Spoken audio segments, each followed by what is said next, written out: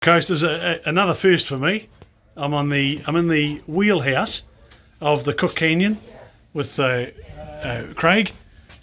Craig, pretty fair bit of technology up here.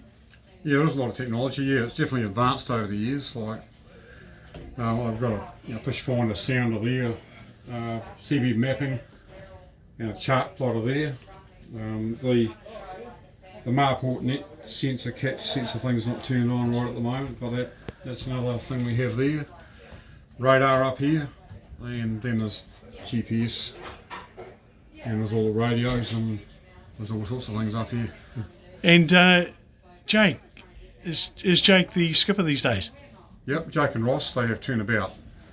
Jake, can we have a chat? Hang on. Now, Jake, you're not that old to be skipper of a boat this size. No, there's not a lot of us. There should be more, but there's not a lot of people coming through industry, which we're trying to push for. How long have you been fishing? Since I was the age of 16. Goodness me. Yeah. How did you get your start? Well, I sort of got out of school. Yeah. And Is there any chance of you transfer a bit of And then- Don't worry about it, he'll be right. and then jumped on a boat. I've always wanted to have something to do with the sea, so jumped onto a scallop boat out of Motueka, Right. where I was living, and just ventured from there. Didn't want to stop. So what's the path you have to go to end up being a skipper on a boat this size? I mean, she's a reasonable sized boat. Yeah, it's the biggest one I've driven. I started off on small little boats, and then just slowly worked my way up. I got my ticket at the age of 18. Got your skipper's ticket. Yeah, and then started running boats. How did you do that? I mean, that's incredibly young, isn't it? Yeah, it's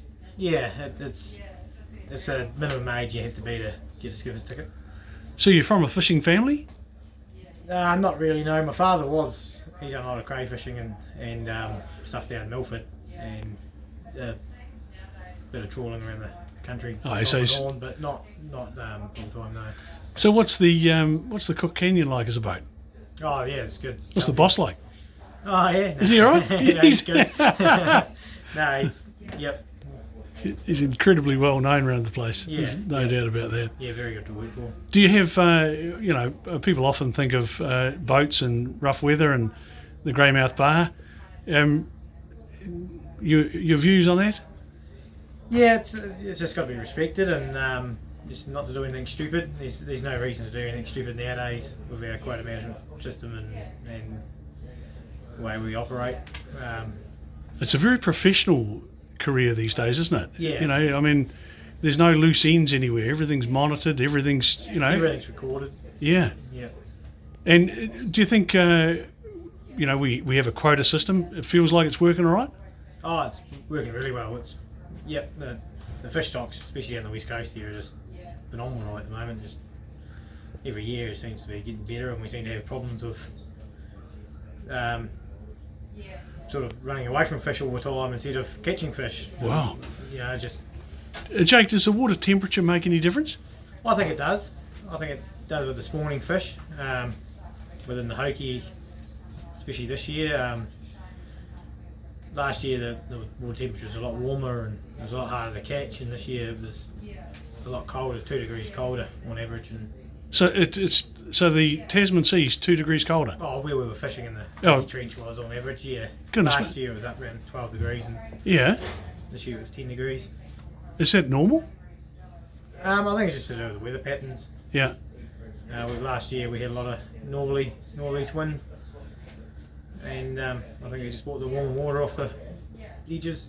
Now, I've talked to a number of fishermen, and they're telling me that the Hoki season's been a really good one, good steady one. Yeah, it was a really good season this year. We caught our fish without too much drama. So you fish until your quota's filled, and then move on to other types of quota. Yep. So we've finished Hoki now. We're moved on to just bottom trawling. Just had the pleasure of talking to some of you guys downstairs there. They're good guys. Yeah. Hard to get deckhands. Yeah, it is. fairly hard to get reliable and keen crew nowadays without the home dramas and different problems, and especially getting crew to get ticketed, so to get deckhands tickets. And so I guess is that got a lot to do with the training, the way we handle the training. I know that Craig's daughter Amy is linked up with the Trades Academy and starting to try and move people, say, from the high school, get them interested, tell them about the industry, and then use some of the funding that's available to help fund them into a job. Yeah, I think it's a lot to do with getting young people into the industry early, as opposed to getting them when they've been influenced other ways. Yep.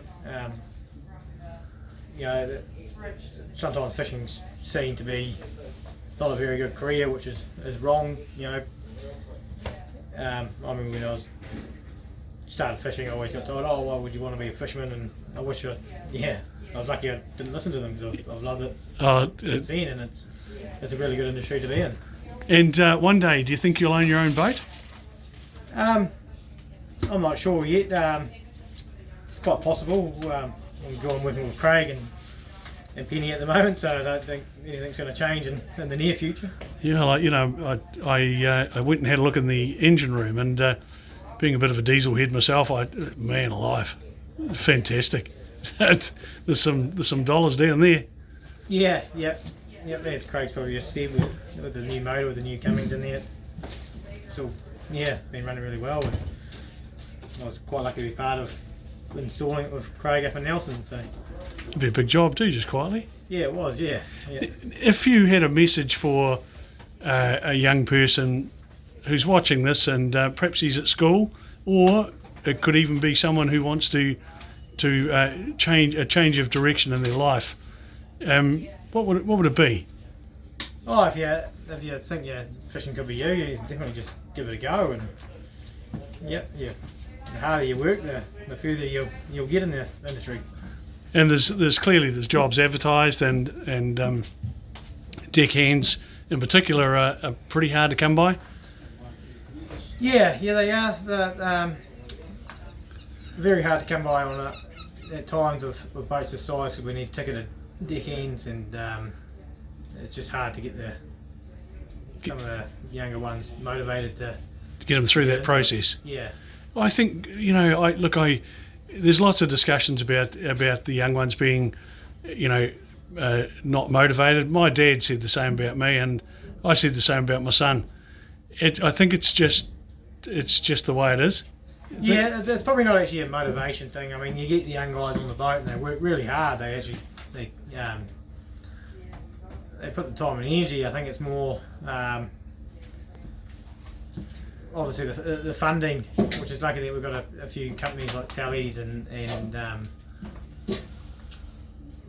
Westfleet, yeah. Yeah, they sort of funded a bit, and I think they just need to branch out, and we've got to train them more, yeah. and we've got look.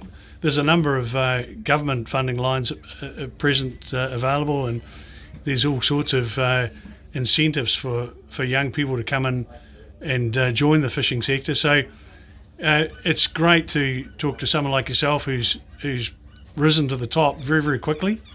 Did you go to the Westport fishing school, or did you just pinch a jacket? No, I done a ticket there not long ago, and I think they threw them in as a bit of a bonus. Yeah.